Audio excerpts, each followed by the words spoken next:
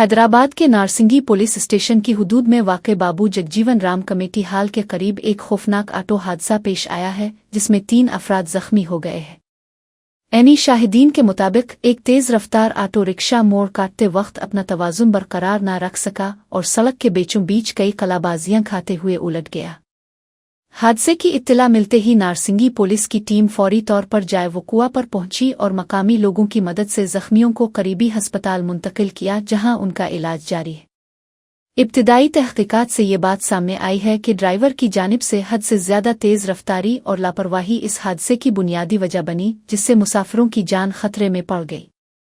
Police ने हादसे का शिकार होने वाले ऑटो को सड़क से हटाकर ट्रैफिक की रवानी बहाल कर दी है और मुताल्लिका दफ़ात के तहत मुकदमा दर्ज कर लिया गया है।